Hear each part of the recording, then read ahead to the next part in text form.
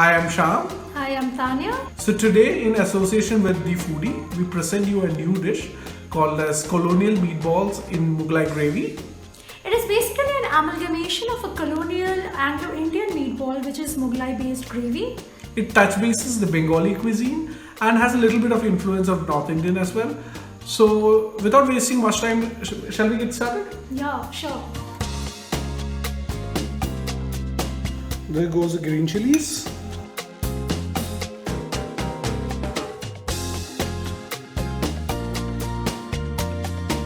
Garlic. I love garlic, so it actually brings in a lot of flavors to the food. So I prefer using a lot of garlic. So it's up to you whether you want to have more garlic, less garlic, all up to you. So some onions. And that's a game changer. Mint leaves. Brings in a lot of aroma to the food. Special lemon from Bengal, which is called as Gondhoraj lebu. And let's add some salt to last. The spices, which is the pepper. Here we're using almost 1 spoon of pepper. So now let's start blending this meat in. While we do that, let's add in some egg also. So eggs help you to blend the meat together.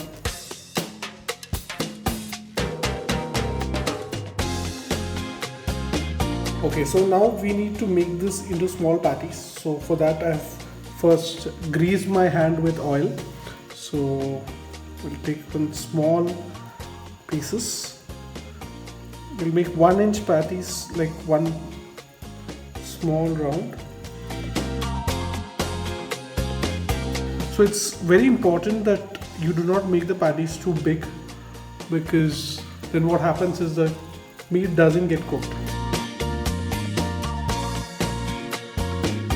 Alright, so next we're going to make the base gravy. For that, first we need to make a onion gravy. So we'll first add in some oil, a little bit of oil.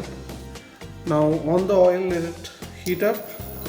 So let's start adding the onions.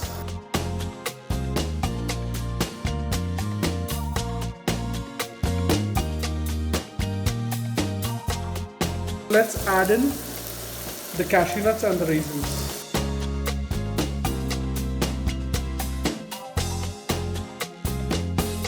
So we're almost it. So let's wait and ensure the onions are being cooled, and then we will put it into a blender and make it into a smooth paste.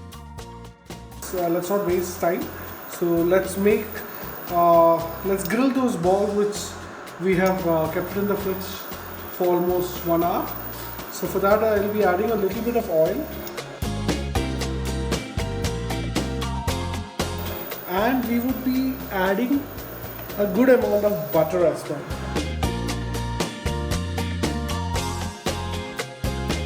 The butter is melted, so let's add in the meatballs one by one. Let's cook it at a medium heat. Let's not increase the heat too much.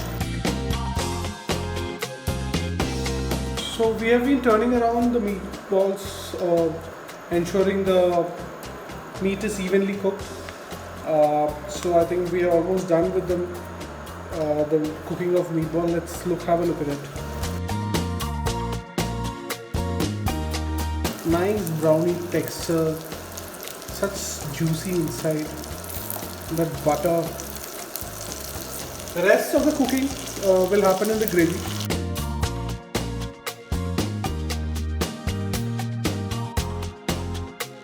So start off with Garam Masala.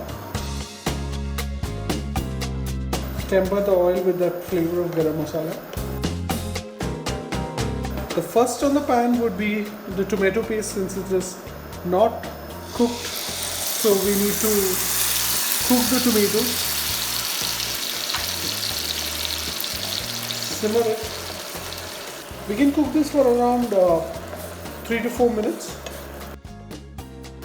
So tomatoes are almost cooked. So let's add in the onion and cashew nut and raisin paste. blend it together.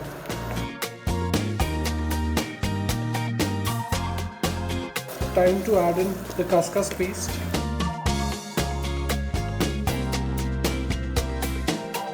So while it gets dry, let's add little by little water, not too much. We'll add it whenever it is required, little by little.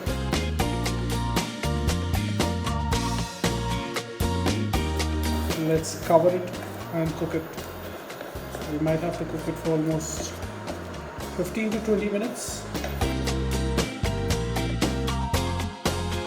So it's been almost 15 minutes. So let's add in the masalas. To start, we will be adding up turmeric powder, teaspoon of turmeric powder, half teaspoon of coriander powder, red chili powder. It's a Kashmiri red chili powder. It gives a nice color. Half teaspoon of garam masala and some salt to taste.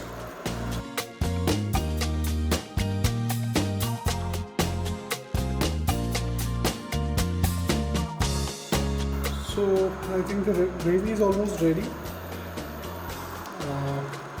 Time to add in the meatballs.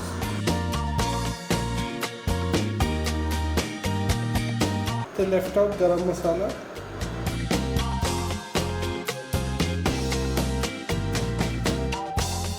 The meatballs well so that it is coated very well, and let the meatballs cook. Alright, let's cover it and cook it. So we've cooked the kofta or the meatballs for almost 8 to 10 minutes, and that's how finally looks like.